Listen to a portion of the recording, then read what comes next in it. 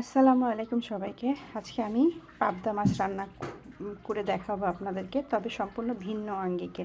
তো পাবদা মাছ ভুনা করার জন্য আমি এখানে নিয়েছি আদা, রসুন, পেঁয়াজ এবং টমেটো, সাথে আছে ধনেপাতা। তা আমি এগুলো সবগুলো আইটেম একসাথে করে ব্লেন্ড করে নিব। দিচ্ছি আদা, রসুন, পেঁয়াজ,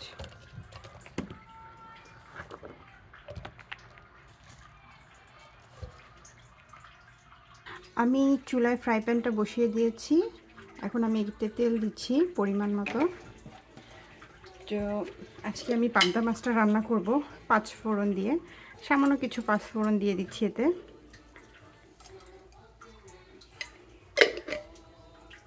আমার আদা, রসুন, পেঁয়াজ, টমেটো, ধনেপাতা পেস্ট করে রাখা ওটা দিয়ে দিচ্ছি। লবণ, হলুদ গুঁড়া, মরিচের গুঁড়া আধা চামচ। দেখুন আমার মশলাটা সুন্দর মতো কষানো হয়ে গেছে এবং মশলা থেকে তেল বের হয়েছে। তো এখানে এখন আমি গরম পানি ঢেলে দিব।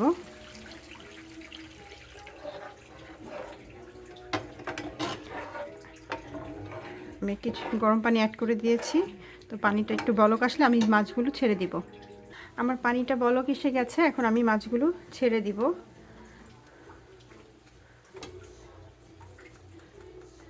এখন আমি এতে কয়েকটা লেবু পাতা ছিঁড়ে দিয়েছি। তো পাবদা মাছ রান্না করতে করতে আপনাদেরকে আপনাদেরকে এর ভিটামিন সম্পর্কে একটু বলি। পাবদা মাছে আছে ভিটামিন B12, ডি এবং প্রচুর পরিমাণে ক্যালসিয়াম, যা আমাদের শরীরের দাঁত, হাড় গঠনে কার্যকরী ভূমিকা রাখে। আর এই মাছের আরেকটা গুণ হচ্ছে, এই মাছে কিন্তু চর্বি কম থাকে। তো বুঝতেই পারছেন এই মাছটা কত উপকারী। রান্নাটা হয়ে গেছে। এখন এখানে আমি কিছু ফ্রোজেন করা ধনেপাতা অ্যাড করে দিচ্ছি। এই তো, আর 1 মিনিট রেখে আমি মাছটা নামিয়ে ফেলবো। দেখুন আমার পাবদা মাছটা রান্না হয়ে গেছে। তো আমি ভাত নিয়ে নিয়েছি প্লেটে। তো একটা গুরুত্বপূর্ণ জিনিস হচ্ছে, পাবদা মাছ খেলে কিন্তু শারীরিক দুর্বলতা দূর হয়।